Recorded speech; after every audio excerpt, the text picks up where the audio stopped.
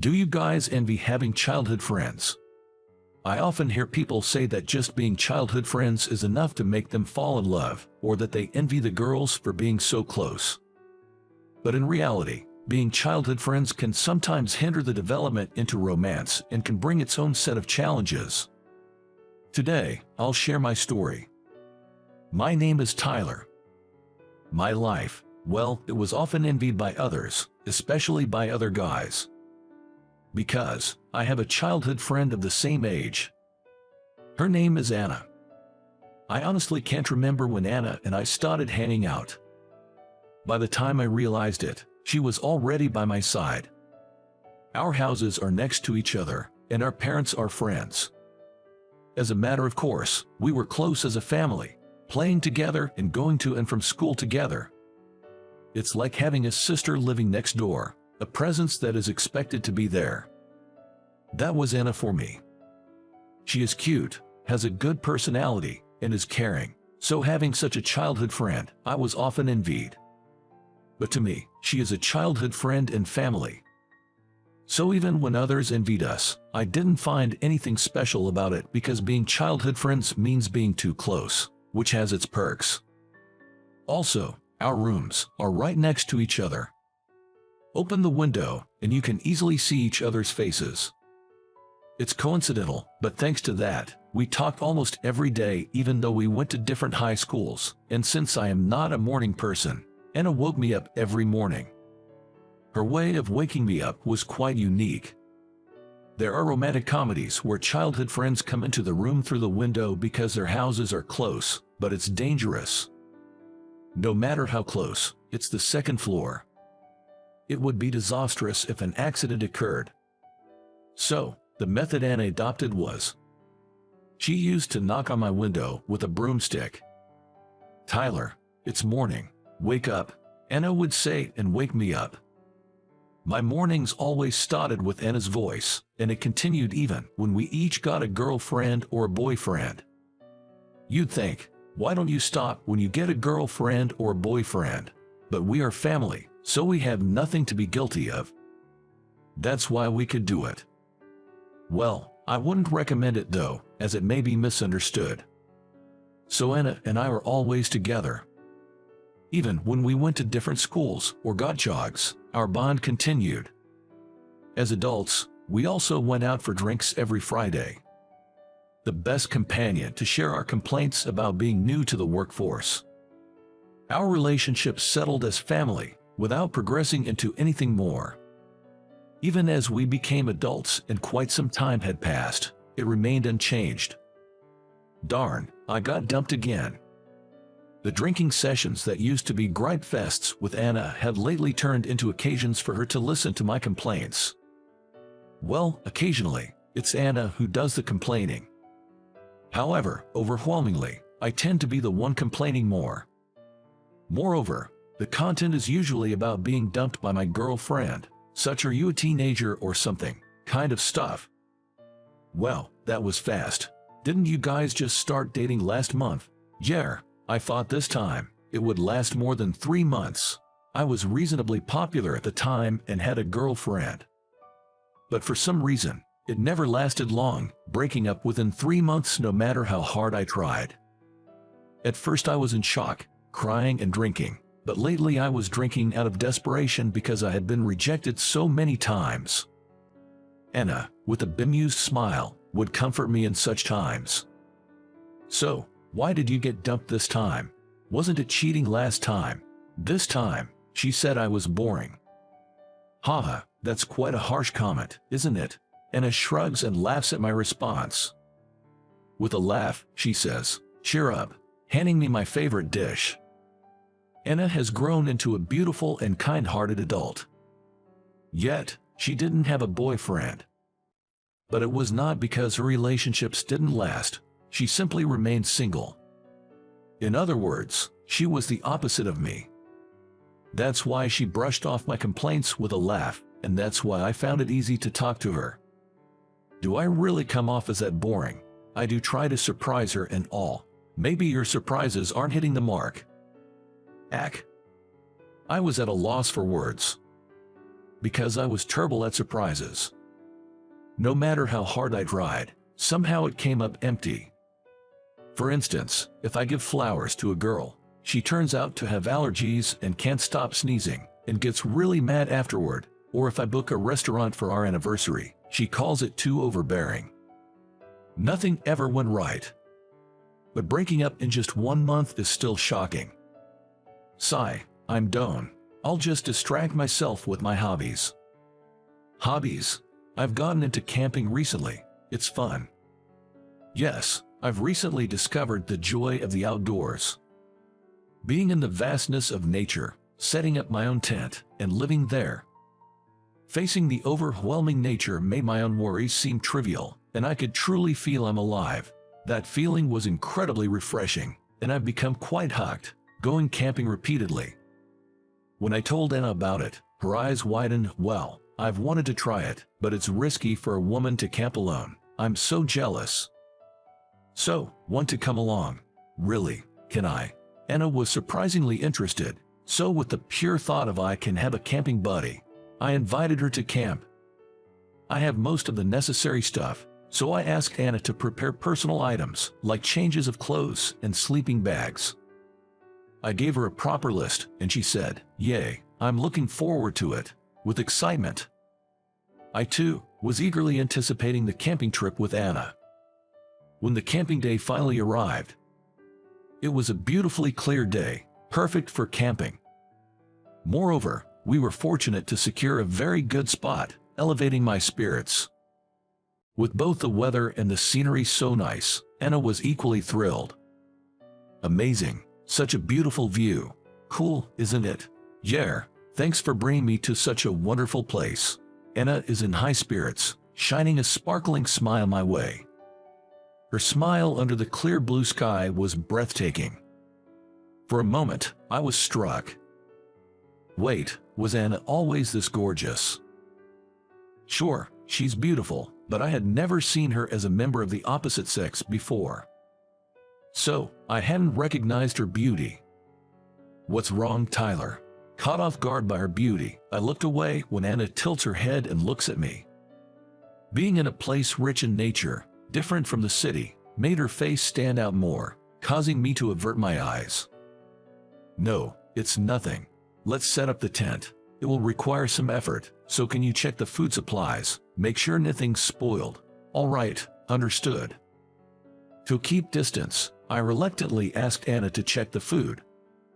It's just because of this place that I am seeing Anna in a special light. Or so I thought, as I set up the tent, but my heart was racing more than usual. No, Anna is family. Not in a romantic way. Or, I wasn't supposed to be. But, wow, Tyler, you can do anything. It's nothing, just a knack to set up a tent. Don't be modest. I respect you because I can't set it up as neatly. Just by receiving praise from Anna, who usually takes care of me, I felt overjoyed. So, I tried a bit harder. I strived to look cool while camping. For example, when we were making hot sandwiches, Anna, struggling with the sandwich maker, said, "How does this work, Tyler? Help," as she came to me with a sandwich maker jammed with overstuffed ingredients. Hey, you put too much. If you do that, it won't close, you know. Laughingly teaching her how to use it and the right amount to put in. When I finished setting up the meal while she was working on other stuff, she was extremely surprised. What, you've already done? Since Anna was a camping newbie, there were things she didn't know. I wanted her to purely enjoy camping today, so I acted a bit, rather very cool. But because of that, I used to think everything I ate out was good, but what you cooked for me tasted the best. It made my efforts worthwhile. Taking the lead in camping, teaching her the ropes, seeing Anna laugh so joyfully. Usually, Anna looks after me, but I found myself wanting to see her smile all day, and before I knew it, I was looking after her during the camp. Trying hard to see her smile, before I realized it, it was already dusk. The time flew by so fast, it felt a little lonely. Gathering around the campfire, thinking the day was already over. It was fun today, thank you, Tyler. Please, let's go camping again. When Anna said that, I felt I wanted to be with her like today, always. We've lived like family all along, always together. But I didn't want that kind of together. I wanted to be a real family with Anna. That's what I felt. But this feeling is probably too late. Until recently, I've considered Anna family. Surely, she must feel the same. That's why she came camping with me. She doesn't see me as a man. Knowing this makes me so sad. I found myself murmuring while staring at the campfire, it would be nice if we could always be together like today. I found myself muttering that. Honestly, I thought I had blown it. I would be told, we're always together, aren't we? But contrary to my expectation, there was no response from Anna. I looked at Anna, wondering why. She was blushing more than the campfire. Yeah, I'm taken aback by the response, and I can't help but blurt out in surprise. It was completely unexpected, and I was bewildered too, but Anna bashfully says, "Don't say such things here, it'll give the wrong impression." Anna said that and looked down. Misunderstanding. No, could it be? What? I nearly fell off my chair in turmoil, hastily steadying myself. Seeing this, Anna sighs deeply. Really, I've thought this all along. I would never dump Tyler in just a few months, and I know all your good and bad points. I knew you only see me as family. That's why you could invite me camping, right? Realize it already, dummy. I'm not the kind of girl to spend a day with a guy who has no interest. She said this, ears red, and looked at me. Those eyes were indeed very feminine, and I caught my breath. Since when? Well, probably around the time we became adults. I was shocked when I heard you got a girlfriend. That's when I realized. Anna, maybe feeling desperate, opens up to me. It seemed the catalyst for Anna starting to be conscious of me was our regular meetings. Meeting and talking with me nearly every week, sometimes complaining about problems. I accepted all of her, never showing any displeasure, even with her near malicious complaints. Anna could show her true self to me. Others are interested only in the beautiful, cute, and gentle me, but you were different. You never rejected any part of me, and I was happy for it. But Anna knew I didn't see her as the opposite sex. So she wanted to stay by my side at least as family, and had always been a good family member to me. When I realized that, I felt my face getting hot. Anna had been caring about me all this time. I'm ashamed I didn't notice it, and I don't want to make Elle endure anymore. Anna, I'm sorry, because I didn't notice. It's fine, really. It was me who fell in love with you. I don't want to make you feel that way anymore. I know it's convenient, but Anna, I thought you looked really beautiful today. I want to become a real family with you, so, will you be my girlfriend? My voice echoes well in the quiet night of the campsite. But I was desperate. I wonder if Anna understood my words. She smiled happily and says, "Finally, I've been waiting for those words." She said this and hugged me. I was such a fool not to notice someone so important so close to me. I will make her happy for the rest of her life. I made up my mind. Well, it seems the camping will end on a good note, but life doesn't always go well. What do we do? Seriously. Just before going to bed, we realized the sleeping bag Anna brought was broken. The zipper won't open, and when Anna tried to force it opened somehow, but only half of it. If it broke and couldn't be zipped up, it could be used as a blanket. This halfway open state means you can only put one leg inside. This defeats the purpose of a sleeping bag. I have a pretty large sleeping bag, and if we try hard, Anna can fit in it. But I thought of lending Anna my sleeping bag, but Anna would feel uncomfortable. So I hesitantly ask, "Get in." Then Anna, with her face red, nods. Man, what a situation. Sleeping in the same sleeping bag on the first night of being together. But well, nothing untoward. After all, the sleeping bag was just the right size. And doing anything in this place would be disrespecting Anna's parents, who treated me like family, and above all, my dad would say, "What are you doing?" and might punch me. So, I swear firmly in my heart not to do anything. I'm sorry, Tyler. It's tight, isn't it? Not at all. It feels just right. I say that, and Anna, smiling, says, "That's the kind of kindness I love. Good night." And she goes to sleep, leaving such a bombshell. Come on, give me a break. This is, tight in many ways, but I'm a man. I'll endure. Our first camping trip went well. Our relationship also changed a lot. In fact, it progressed quickly because we were practically together.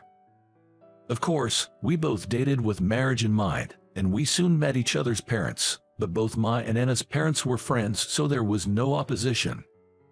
On the contrary, Tyler is like a son to us. We're glad to have him as a part of our family. We're so happy to have Anna as our daughter. There's nothing more joyful than this, and with that, the joy was immense. It was a festive atmosphere, and the meeting of both families didn't differ much from usual family outings. Well then, my parents and Anna's parents were overjoyed and offered us some incredible drinks, which was nice. And then, I proposed to her after dating for 1 year. Please stay with me forever. It was such a cliché, but I surprised her with her favorite flowers and a ring. I'm happy you remembered my favorite flowers. I love you so much. You have to make me happy or I'll be mad, she said, shedding tears as she slid the ring onto my finger. We were too close to realize, but we were each other's irreplaceable and important existence. Realizing this took some time, but I have no regrets if I can spend my lifetime with Anna. Anna felt the same, as did our families. Our relationship was an open book to our parents, and they, like us, often went out for drinks. They would even visit each other's homes for drinking parties. At those times, they would talk about the parent thing, wondering what they would do if our children brought home a partner. And it seems that they each thought the ideal partner for their child was the other's child. They wished that we would get together already and discussed it amongst themselves. Really, outsiders have their own thoughts. That's why their wishes became reality, and they were probably so happy, thanks to which I didn't have to use the common greeting, "May I have your daughters in marriage?" So, with many detours, we finally became united. Now, what do you all think after hearing this? If you think having a childhood friend is nice, beware. Having a childhood friend can be troublesome.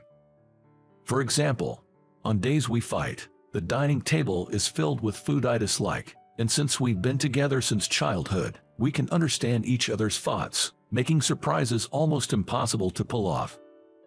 There are struggles unique to knowing each other so well. But that also means we understand and support each other when tired or troubled. This is where our story begins, but of course, it's not the end. I'll be with Anna forever and ever. And live happily. That's my wish and my life goal.